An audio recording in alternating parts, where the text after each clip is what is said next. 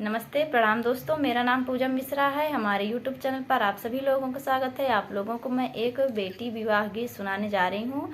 आप हमारे चैनल को लाइक करें, सब्सक्राइब करें, शेयर करें, कमेंट करें। कमेंट बताएं कि हमारा गाना कैसा लगा आप सबको। Thank you. अरे नदिया के तीरे तीरे हक दैगा बभना, पुकार दैगा बभना। अरे बेटी का बियाह करा जाई अपने अंगना।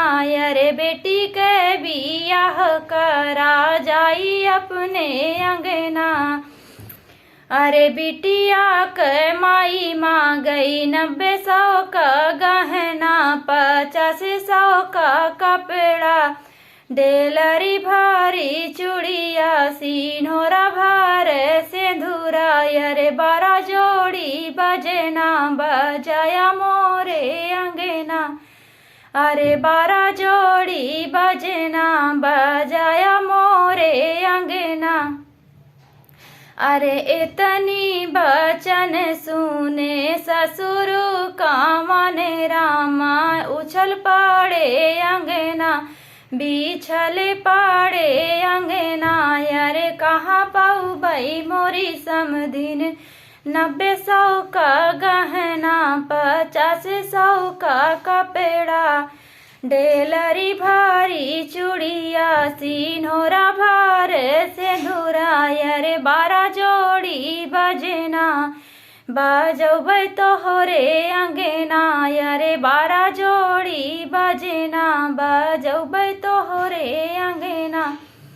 अरे बिटिया के माई माँ गई 90-100 का गहना, 50-100 का कपड़ा, डेलरी भारे चूड़िया, सिनोरा भार सिंदूरा।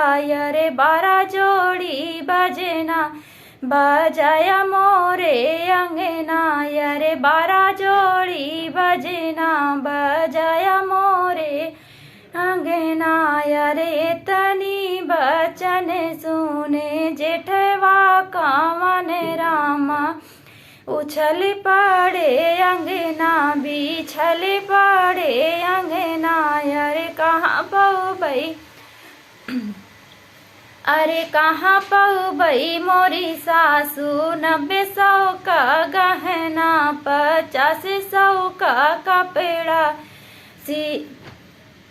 डेलरी भारे चूड़िया, सिनोरा भार सिंदूरा। अरे 12 जोड़ी बजना बजबै तोहरे अंगना।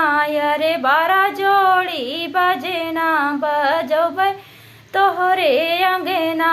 अरे बिटिया का माई माँ गई 90-100 का गहना, 50-100 का कपड़ा, डेलरी भारी चूड़िया, सिंदूरा भार सिंदूरा।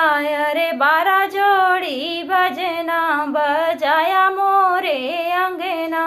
अरे 12 जोड़ी बजना बजाया मोरे अंगना। अरे तनी बचन सुने दुल्हे का मन रामा, हंसी पड़े अंगना, भी हंसी पड़े अंगना। अरे हम लौबई मोरी सासू, 90-100 का गहना, 50-100 का कपड़ा, डेलरी भारी चूड़िया, सिनोरा भार सिंदूरा। अरे 12 जोड़ी बजना बजाए तोहरे अंगना। अरे 12 जोड़ी बजना बजाए तोहरे अंगना। अरे पहिराई का बिटिया पहिन ली ही अपना।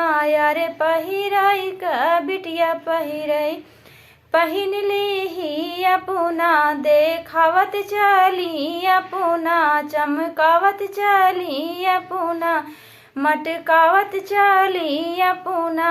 अरे देखा बहिनी दीदी दामाद लाए इतना। अरे देखा बहिनी दीदी दामाद लाए इतना। Thank you. हमारा गाना कैसे लगा कमेंट में आप सब जरूर बताना।